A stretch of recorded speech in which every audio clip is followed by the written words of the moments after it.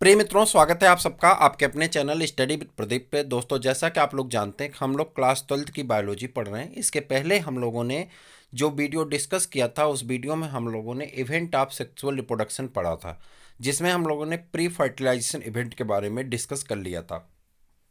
आज की जो क्लास है, आज की क्लास में हम लोग फर्टिलाइजेशन के बारे में डिस्कस करेंगे और सॉरी पोस्ट फर्टिलाइजेशन इवेंट के बारे में डिस्कस करेंगे। पोस्ट फर्टिलाइजेशन इवेंट भी आपका दिया हुआ है, तो उसके बारे में डिस्कस करेंगे, और जिसमें एम्ब्रियोजेनेसिस है आपकी, और कोशिश करेंगे कि आज ये चैप्टर आपका कंप्लीट हो जाए इस वीडियो में। ये 5 नंबर का वीडियो है। इसके पहले के वीडियोज अगर आप नहीं देखे हैं तो आप ज़रूर देखिएगा, बहुत इंपॉर्टेंट टॉपिक वहाँ पे डिस्कस की गई है। ठीक है, तो फर्टिलाइजेशन चलिए देखते हैं क्या है फर्टिलाइजेशन। यहाँ पे एक एक करके पढ़ते हैं, देखते हैं। The most vital event of sexual reproduction in perhaps the fusion of gametes. कह रहा है सेक्सुअल रिप्रोडक्शन का जो मोस्ट इवेंट होता है, गैमीट का क्या होता है, आपस में मिक्सअप होना, मिलना। ठीक है, तो अब उसी को फ्यूजन फ्यूजन कहा जाता है। अगर फ्यूजन ना हो तो गैमीट बनेंगे नहीं। आपने बहुत सारे लोगों को सुना होगा कि मेल फीमेल है, सेक्सुअल रिप्रोडक्शन भी होता होगा, कॉपुलेशन होता ही होगा, लेकिन उसके बावजूद भी वो बच्चे स्टेराइल हो जाते हैं, यानी वो बच्चे नहीं पैदा कर पाते हैं, यानी उस पेरेंट में कोई ना कोई इवेंट है। हो सकता है कि मेल में स्पर्म का भी फार्मेशन हो रहा है, फीमेल में ओवा का भी फार्मेशन हो रहा है, लेकिन उसके बावजूद गैमीट जो है, फीमेल में ओवा का बनना, मेल में स्पर्म का बनना, बट मिक्सिंग नहीं हो पा रही या मैचिंग नहीं हो पा रही, या उन दोनों में क्या हो रहा है, फ्यूजन नहीं हो पा रहा है। ऐसी कंडीशन में क्या हो रहा है कि उनमें फर्टिलाइजेशन की कैपेबिलिटी नहीं आ रही है, यानी बच्चे का फॉर्मेशन नहीं हो रहा है। तो सबसे बड़ा इवेंट क्या होता है सेक्सुअल रिप्रोडक्शन का, कि गैमीट का आपस में मिलना, यानी मेल गैमीट स्पर्म और फीमेल गैमीट ओवा आपस में जो मिलते हैं, इसी प्रक्रिया को क्या कहते हैं, फर्टिलाइजेशन कहते हैं। क्लियर है? This process called syngamy. इस प्रक्रिया को क्या कहा जाता है, सिनगैमी कहते हैं, यानी mix fusion of gamete is called syngamy. Result in the formation of diploid zygote. और जब सिनगैमी होता है, यानी मेल फीमेल गैमीट आपस में मिलते हैं, देन फॉर्मेशन ऑफ जाइगोट, वह कन्वर्ट हो जाता है, डिप्लॉयड स्ट्रक्चर हो जाता है। चूंकि हैप्लॉयड स्पर्म था और हैप्लॉयड ओवा था, ये दोनों जब आपस में मिले तो क्या बना लिए, डिप्लॉयड। और डिप्लॉयड किसका फॉर्मेशन हो गया, जाइगोट का, जिसे नॉर्मल भाषा में आप लोग एग कहते हैं, अंडा कहते हैं। The term fertilisation is also often use for this process. इसी प्रोसेस को अक्सर फर्टिलाइजेशन टर्म के द्वारा भी उपयोग किया जाता है। ठीक, the term syngamy and fertilisation are frequently use through interchangeable. कह रहा है कि दोनों आप इंटरचेंज करके यूज कर सकते हैं, कोई मतलब नहीं। ठीक है, what would happen if syngamy does not occurs. कह रहा है क्या होगा कि अगर सिनगेमी ना हो। देखिए, क्वेश्चन पूछा जा रहा है क्या होगा कि अगर सिनगेमी ना हो, यानी मेल फीमेल गैमीट का आपस में मेल फीमेल गैमीट का आपस में क्या हो, फर्ट मिक्सिंग ना हो, फ्यूजन ना हो, तो क्या होगा, ये आपसे पूछा जा रहा है। However it has to be mentioned here that in some organisms like rotifers, honeybee, and even some lizards and birds, turkey, the female gamete undergo development to form new organism without fertilization। कह रहा कुछ ऐसे organism होते हैं जिसमें बिना fertilisation के भी न्यू ऑर्गेनिज्म का फॉर्मेशन होता है। एग्जाम्पल याद करिए, इसे पार्थिनोजेनेसिस कहते हैं, बाद में बताएंगे। यहाँ से प्रश्न टिजटी पिजटिक जो हमारे मित्र हैं, याद कर लीजिए, यहाँ से प्रश्न पक्का आता है।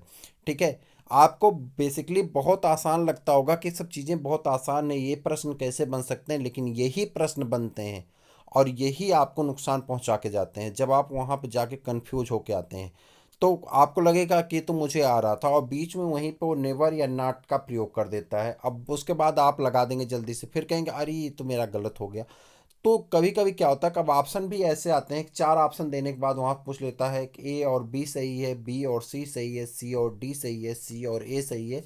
इस ऑप्शन के लिए आपको ये सब चीज़ों पे ध्यान देना चाहिए, बहुत ज़्यादा यहाँ पे इंपॉर्टेंट चीज़ें हैं। देखिए, कह रहा है कि जब सिनगेमी ना हो, सिनगेमी मतलब मेल और फीमेल गैमीट का मिक्सिंग होना या फ्यूजन होना, जो भी कह दें, तो दोनों का मिलना, सीधे सीधे कहें दोनों का मिलना। अगर मिलना ना हो तो क्या होगा, कह रहा है बहुत सारे ऐसे ऑर्गेनिज्म होते हैं, उनमें मिलना हो या ना हो कोई मतलब नहीं, जैसे कि रोटीफर्स हैं, हनी बी है, मधुमक्खी, ठीक है, कुछ छिपकलियां हैं, कुछ पक्षी जैसे कि टर्की। ठीक, द फीमेल, देखिए यहाँ पे, the female gamete undergo development to form new organ, नए ऑर्गन्स का फॉर्मेशन कर सकता है विदाउट फर्टिलाइजेशन, बिना फर्टिलाइजेशन के भी नए ऑर्गन्स का फॉर्मेशन हो सकता है। किसमें? रोटिफर्स में, हनी बी में, और किसमें? लिजर्ड्स में और टर्की में। दिस प्रोसेस इज कॉल्ड, या दिस फिनोमिना इज कॉल्ड पार्थिनोजेंसिस। इस प्रक्रिया को क्या कहते हैं? पार्थिनोजेंसिस कहते हैं। क्लियर है? इस फिनोमिना को क्या कहते हैं? पार्थिनोजेंसिस कहते हैं। चलिए, where does syngamy occur, syngamy कहाँ पाई जाती, कहाँ होती, ये पूछ रहा है। ठीक है, सिनगेमी कहाँ होती, यानी मेल फीमेल गैमिट कहाँ मिलते हैं? कोई स्पेशल साइट तो होगी मेल फीमेल गैमिट के मिलने की। जैसे शहरों में क्या होता है कि पार्क होते हैं जहाँ पे मिल जाते हैं, कुछ जगह पे अलग अलग होते हैं जहाँ पे लोग मिल जाते हैं। ठीक है, या लवर्स के मिलने की लवर साइट्स होती हैं अलग अलग जगह मिलने की, उनका अड्डा बना होता है, उस अड्डे पे जाके मिल जाते हैं जहाँ वो कांड करते हैं। अब कांड शब्द को आप लोग कभी बार अलग अर्थ में ले लेते हैं, हालांकि रामायण में भी कांड का उपयोग नाम दिया गया है। कांड मतलब अच्छी बात होती है। तो जहाँ लवर्स मिलते हैं तो उनकी एक साइट होती है, लवर साइट। ठीक है, हॉट स्पॉट भी कहते हैं अब उसे। तो सही, झूठ नहीं बोल रहे। तो लवर साइट्स पे क्या होता है कि उनके मिलने का स्थान, उसी प्रकार से सिनगैमी का भी कोई ना कोई प्लेस होगा जहाँ पे ये जाकर के आपस में मिलते होंगे, मेल फीमेल गैमिट मिलते होंगे। तो कोई ना कोई उनका अड्डा होगा जहाँ वो कांड करते होंगे। अब अड्डा क्या है ये आपको बताना है। देखिए, इन मोस्ट एक्वेटिक ऑर्गेनिज्म, बहुत सारे ऐसे एक्वेटिक ऑर्गेनिज्म हैं, यानी जलीय जीव, एक्वेटिक जो कहाँ पाए जाते हैं? जल में पाए जाते हैं। ठीक है, such S A majority of algae, जैसे कि एल्गी, एल्गी किस में आता है? प्लांटे में, प्लांट ग्रुप में आता है। ठीक है, एंड फिशेस और मछली, as well as amphibian, amphibia भी कहाँ पाए जाते हैं? बोथ हैबिटाट पे रहते हैं। प्लांट, माफ करिएगा, बोथ हैबिटाट पे रहते हैं, लैंड पे भी रहते हैं और वाटर में भी रहते हैं। एम्फीबियन मतलब, और प्लांट ग्रुप का एम्फीबिया किसे कहते हैं? जल्दी से बताइएगा, आपको कमेंट करके बताना है कि प्लांट ग्रुप का एम्फीबिया किस किंगडम को कहा जाता है, या किस ग्रुप को प्लांट ग्रुप का एम्फीबिया कहा जाता है। आपको बताना है प्लांट ग्रुप का एम्फीबिया किसे कहा जाता है। तो नीचे कमेंट करके बताइएगा प्लांट ग्रुप का एम्फीबिया किसे कहा जाता है, हम आपके आंसर का इंतजार करेंगे। ठीक, तो एनिमल का एम्फीबिया तो आप जानते हैं, लेकिन प्लांट ग्रुप का एम्फीबिया किसे कहा जाता है तो आप जरूर बताइएगा। Amphibians syngamy occurs in the external medium, कहाँ पे होता है? एक्सटर्नल मीडियम में, यानी एक्सटर्नल मतलब बॉडी से बाहर। कहाँ पे? वाटर में। कहाँ पे होता है? वाटर में। That is the outside of the body of the organism, organism के बॉडी के बाहर इनके मेल और फीमेल गैमीट आपस में मिलते हैं। किसमें? पानी में। अगर पानी कभी कभी रेस ज़्यादा हो जाती पानी में इबोटाइड की वजह से, तो पता चलता है कि इनके गैमीट मिल भी नहीं पाते हैं। This type of gametic fusion fission sorry this type of gametic fusion is called external fertilisation, इस प्रकार के गैमीट के मिलने की प्रक्रिया क्या कहलाती है? एक्सटर्नल फर्टिलाइजेशन कहलाती है। Organism exhibiting external fertilisation so great synchrony between the sexes and release a large number of gamete into the surrounding medium water in order to enhance the chance of syngamy। कह रहा है कि इसमें जो medium में बहुत ज़्यादा मात्रा में एग को, बहुत ज़्यादा मात्रा में स्पर्म को रिलीज किया जाता है, जिससे ज़्यादा चांस हो कि ज़्यादा से ज़्यादा ऑर्गेनिज्म गैमीट आपस में मिल सकें और ज़्यादा ज़्यादा चाइल्ड का डेवलपमेंट हो सके। क्लियर है? बहुत ज़्यादा मात्रा में एग को भी रिलीज किया जाता है और स्पर्म को भी रिलीज किया जाता है। Clear? This happens in the bony fishes and frogs where a large number of offspring and are produce. यही कारण होता है कि जो बोनी फिशेस होती हैं और जो फ्रॉग यानी मेढक होते हैं, ज़्यादा संख्या में इनके ऑफस्प्रिंग प्रोड्यूस होते हैं, यानी इनके बच्चे पैदा होते हैं। A major disadvantage at is that the offspring are extremely vulnerable to predators threatening their survival up to the adulthood। कह रहा है यहाँ पे सबसे ज़्यादा डिसएडवांटेज यह है कि इनके ऊपर बहुत ज़्यादा प्रेडेटर का खतरा होता है। छोटे छोटे जो बच्चे होते हैं इन्हें छोटी फिशें खा जाती हैं। ठीक है, या लार्ज फिश खा जाती हैं, या दूसरे भी एक्वेटिक एनिमल होते हैं जो इनके एनिमी होते हैं वो खा जाते हैं। तो इनके ऊपर प्रीडेटर्स बहुत ज़्यादा होते हैं, जिसके इनके मारे जाने की संभावना बहुत ज़्यादा होती है। जब तक ये एडल्ट नहीं बन जाते हैं तब तक इनके ऊपर खतरा मंडराता ही रहता है। ये सबसे बड़ा डिसएडवांटेज है किसका, एक्सटर्नल फर्टिलाइजेशन का। ठीक, उसके बाद आ जाते हैं इन मेनी टेरेस्ट्रियल ऑर्गेनिज्म, बहुत सारे ऐसे जो लैंड पे पाए जाने वाले जीव हैं, बिलोंगिंग टू द फंजाई, जैसे कि fungi, higher animal such as reptiles, birds, mammals and a majority of plant, बहुत सारे प्लांट जैसे कि ब्रायोफाइटा। ब्रायोफाइटा को क्या कहते हैं, ब्रायोफाइटा को प्लांट ग्रुप का क्या कहते हैं, एम्फीबिया कहते हैं। प्लांट ग्रुप का क्या कहते हैं, एम्फीबिया कहते हैं। टेडोफाइट्स, जिम्नोस्पर्म एंड एंजियोस्पर्म। एंजियोस्पर्म को क्या कहते हैं, फ्लावरिंग प्लांट कहते हैं। इसको टेडोस्पर्म को क्या कहते हैं, इसे क्या कहते हैं, नेकेड सीड प्लांट कहते हैं। और टेडोफाइट्स ऐसा प्लांट है जिसमें पहली बार स्टील का फॉर्मेशन होता है। ठीक, तो एंजियोस्पर्म, जिम्नोस्पर्म, ब्रायोफाइट, टेडोफाइट जो मेजॉरिटी ऑफ प्लांट हैं यानी बड़े ग्रुप के प्लांट हैं, उसमें syngamy occurs inside the body. Syngamy कहाँ होती, बॉडी के अंदर होती, यानी मेल फीमेल गैमिट कहाँ मिलते हैं, बॉडी के अंदर मिलते हैं। Hence the process is called internal fertilisation, इसलिए इस प्रक्रिया को क्या कहते हैं, इंटरनल फर्टिलाइजेशन कहते हैं। इन ऑल दीज आर्गन्स, इन्हीं प्रकार के आर्गन में egg is formed inside the female body where they fuse with the male gamete. ठीक, कह रहा है कि जो एग होते हैं यानी जो ओवा होता है वो मेल गैमीट से क्या करता है, बॉडी के अंदर फर्टिलाइज हो जाता है, या ये कह दीजिए कि आपस में मेल और फीमेल गैमीट मिल जाते हैं। In organ exhibiting internal fertilization the male gamete is motile and has to reach the egg order to the fuse with it. कह रहा है कि जो मेल गैमीट होता है वो मोटाइल होता है यानी गतिमान होता है, फीमेल गैमीट जो होते हैं वो स्थिर रहते हैं। तो मेल गैमीट चल के जाता है और दोनों आपस में मिल जाते हैं यानी फर्टिलाइजेशन कर लेते हैं।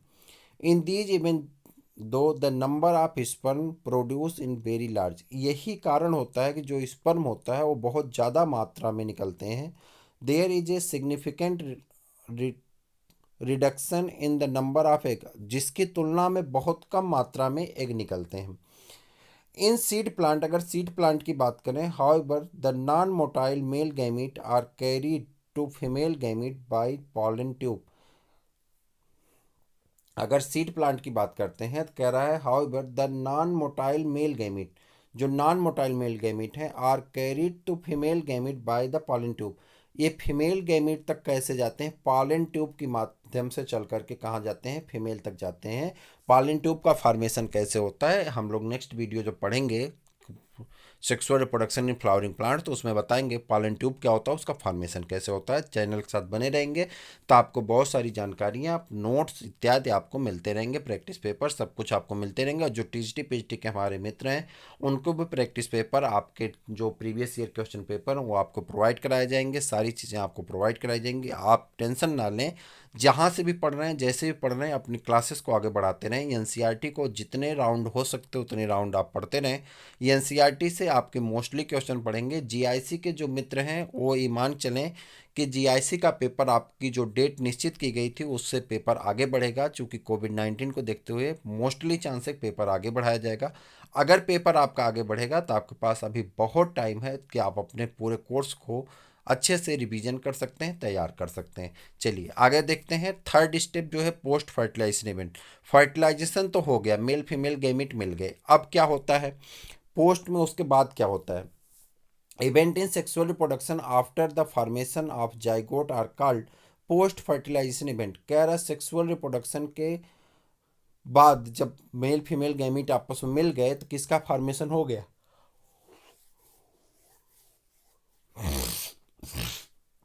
जाइगोट का फॉर्मेशन हो गया, जिससे हम लोग क्या कहते हैं, पोस्ट फर्टिलाइजेशन इवेंट कहते हैं। क्या कहते हैं, पोस्ट फर्टिलाइजेशन इवेंट, यानी फर्टिलाइजेशन के बाद की घटना। ठीक है, द जाइगोट, जाइगोट के बारे में स्टडी कर लेते हैं। Formation of diploid zygote is universal in all sexually reproducing organism. कह रहा है कि पूरे यूनिवर्स में जाइगोट जब बनेगा तो कैसा होता है, डिप्लॉयड होता है। जाइगोट कैसा होता है, डिप्लॉयड होता है, बस इतना ज़्यादा ध्यान देने की आवश्यकता नहीं।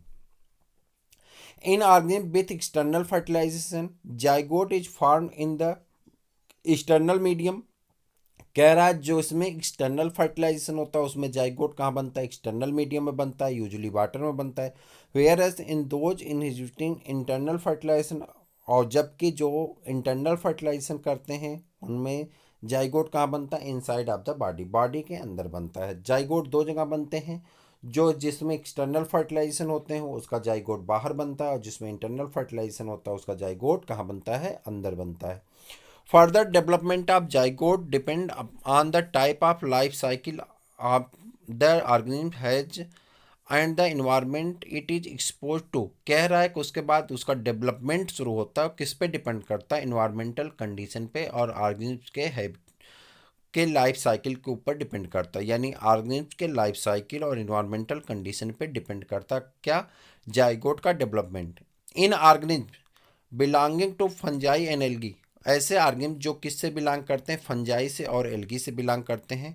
Zygote develops a thick wall, zygote के ऊपर एक मोटी सी दीवार बन जाती है। Zygote develops a thick wall that is resistant to desiccation and damage. कह रहा है कि इसके ऊपर एक मोटी सी दीवार बन जाती है जो इसे डैमेज होने से बचाती है, यानी टूटने से और डैमेज होने से बचाती है। It undergoes A period of rest before germination, यह अपने जर्मिनेशन से पहले एक टाइम लेते हैं जिसमें रेस्ट करते हैं, और रेस्ट करने के बाद तभी जर्मिनेट करते हैं। इन organism with haplontic life cycle, आपने हेप्लॉन्टिक लाइफ साइकिल के बारे में कहाँ पढ़ा है, 11th में पढ़ा है। तो कह रहा है ऐसे ऑर्गेनिज्म जिसमें हेप्लॉन्टिक लाइफ साइकिल पाई जाती है। Zygote divide by meiosis, zygote कैसे डिवाइड करते हैं, मियासिस के थ्रू डिवाइड करते हैं टू फॉर्म हेप्लॉयड स्पोर, और हेप्लॉयड स्पोर के बार को डेवलप करते हैं that grow into haploid individual, और उनसे हेप्लॉयड इंडिविजुअल के बारे में स्टडी करने से हेप्लॉयड इंडिविजुअल पैदा होते हैं।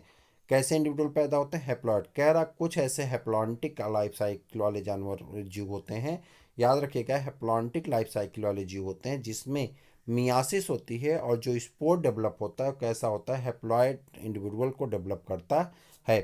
Consult your class 11th book and find to the what kind of development take place in the zygote in organism with diplontic and haplodiplontic life cycle. तो आप क्लास 11th में जाकर के इसको सर्च करेंगे, तो आप सर्च करके इसका कमेंट बताएंगे, सिर्फ इतना बताना किस चैप्टर में है।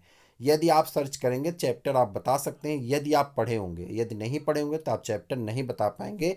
जो लोग 11th के स्टूडेंट हैं उनके कोर्स में पिछली बार ये नहीं था तो उनके लिए तो छोड़ दिया जाता, लेकिन टीजीटी पीजीटी वाले जो हैं या नीट के फाउंडेशन वाले वो तो पूर्णतः बताएं कि हेप्लॉन्टिक और डिप्लॉन्टिक लाइफ साइकिल के बारे में जरूर बताएं। चलिए, zygote is the vital link that ensure continuity of species between organism to one generation to the next generation. कह रहा है जाइगोट एक ऐसा वो है जो एक जनरेशन से दूसरे जनरेशन के बीच में क्या करता है, नेक्स्ट जनरेशन के बीच का कनेक्टिंग लिंक बनाए रखता है। Every sexually reproducing organism include human beings begin life as a single cell the zygote। कह रहा जितने भी सेक्सुअल रिप्रोड्यूसिंग ऑर्गेनिज्म होते हैं वो ह्यूमन बीइंग के साथ साथ सभी अपने लाइफ की शुरुआत एक कोशिका से करते हैं, और उस कोशिका को हम लोग क्या कहते हैं, जाइगोट कहते हैं। क्लियर है। चलिए, एम्ब्रियोजेंसिस, एम्ब्रियोजेंसिस मतलब डेवलपमेंट ऑफ एम्ब्रियो, एम्ब्रियो का डेवलपमेंट यानी भ्रूण का डेवलपमेंट क्या कहलाता है, embryogenesis. Embryogenesis refers to the process of development of embryo from the zygote, zygote से एम्ब्रियो बनने की जो प्रक्रिया होती है वो क्या कहलाती है, एम्ब्रियोजेंसिस कहलाती है। ड्यूरिंग एम्ब्रियोजेंसिस, एम्ब्रियोजेंसिस के दौरान zygote undergo cell division, zygote में क्या होता है, सेल डिवीजन होता है, और वो सेल डिवीजन कैसा होता है, माइटोसिस होती है, द सेल डिफरेंशिएशन। ठीक, while cell division increase the number of cell, जिससे सेल का नंबर बढ़ता चला जाता है, एंड डेवलपिंग एम्ब्रियो, और एम्ब्रियो का डेवलपमेंट होता है। Cell differentiation helps group of cell to undergo certain modification to form specialised tissue and organ to the form and organism. कह रहा सेल डिफरेंशिएशन क्या करता है कि ग्रुप बनाना शुरू करता है, सेल का ग्रुप बनने लगता है, similar origin, similar structure, similar function के ग्रुप बना करके टिश्यू बनाता है, टिश्यू ग्रुप बना करके ऑर्गन, ऑर्गन से ऑर्गन सिस्टम, और ऑर्गन सिस्टम से ऑर्गेनिज्म का डेवलपमेंट हो जाता है। ये बात आप क्लास 9 से पढ़ते हुए आ रहे हैं। उसके बाद आगे बढ़ेंगे, You have studied about the process of cell divisions and differentiation in the previous classes. आपने सेल डिवीजन और सेल डिफरेंशिएशन के बारे में पहले की क्लासेस में आप डिस्कस कर चुके हैं। Cell division next year course में था, तो जो लोग क्लास 12 के स्टूडेंट हैं वो लोग भी इसके बारे में पढ़े होंगे। अब आ जाते हैं एनिमल में। Animals are categorize into oviparous and viviparous. Animal को दो ग्रुप में बांट दिया गया। ओवीपेरस मतलब ओवा और बीवीपेरस मतलब बेबी। तो ऐसे ऑर्गेनिज्म जो ओवीपेरस होते हैं यानी जो अंडा देते हैं, जो एग लेइंग करते हैं, उसे ओवीपेरस कहते हैं, और बीवीपेरस जो बच्चे को प्रोड्यूस करते हैं उसे बीवीपेरस कहते हैं।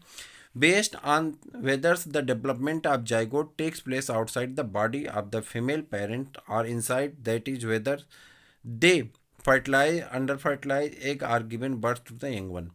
In oviparous animal like reptiles and birds, the fertilized egg covered by hard calcareous cell। कह रहा है जो लिजर्ड होती हैं या रेप्टाइल्स होते हैं, चाहे वो लिजर्ड हों, स्नेक हों या क्रोकोडाइल हों, ये और जो बर्ड्स होती हैं, इनमें क्या होता है कि जो एग होता है, एग के ऊपर एक कैलकेरियस यानी कैल्शियम कार्बोनेट की बनी हुई एक सेल पाई जाती है, हार्ड कवरिंग होती है अंडे के ऊपर, आपने देखा होगा। And are laid in a safe place in the environment, जो इन्वायरमेंट से उसे सेफ बचाए रखता है।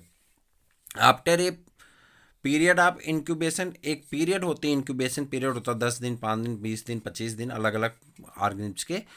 तो इंक्यूबेशन पीरियड के बाद यंग वन हैज आउट, वहाँ से एक बच्चा निकलता है और अंडे को तोड़ करके, वह कैलकेरियस मेम्ब्रेन को तोड़ करके कहाँ जाता है, बाहर आ जाता है।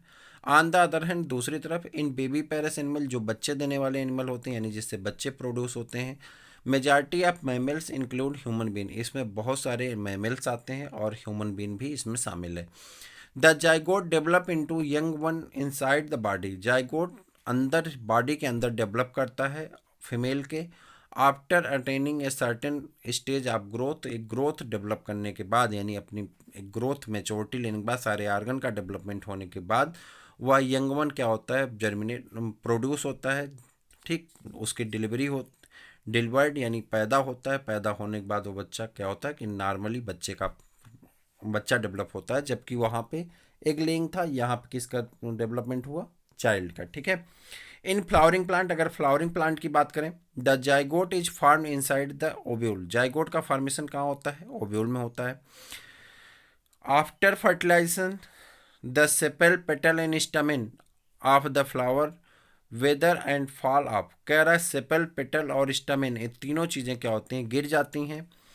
Can you name the plant in which the sepal remain attach, क्या आप उसके बारे में बता सकता है कि जब सेपल अटैच हो, सेपल रिमेन अटैच, अच्छा, the pistil however remain attached to the plant, the zygote develops into the embryo and the ovules develop into the seed। Zygote develop करके किसको बनाता है, एम्ब्रियो को, और ओव्यूल्स डेवलप करके किसको बनाता है, सीड को। The ovary develops into fruit, ovary से फ्रूट का फॉर्मेशन होता है, which develops in A thick wall called pericarp, ovary develop करके एक थिक वॉल, मोटी दीवार बना लेती है जिसे पेरिकार्प कहते हैं। That is protective in nature या प्रोटेक्टिव इन फंक्शन, उसका काम क्या होता है, फंक्शन उसका क्या होता है, प्रोटेक्शन करने का। After dispersal seed germinate under को favourable condition to produce new plant, और जैसे ही उसका डिस्पर्सन हो जाता है, सीड जैसे अपना इन्वायरमेंटल कंडीशन पाती है, फेवरेबल कंडीशन पाती, जर्मिनेट करके नए प्लांट को बना लेती है।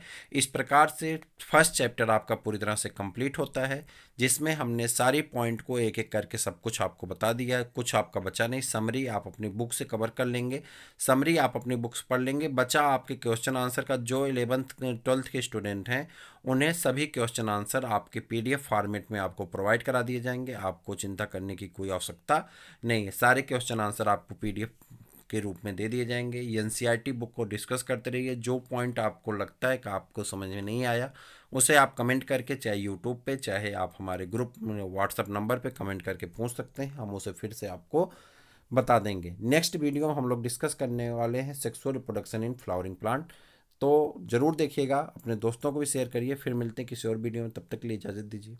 जय हिंद।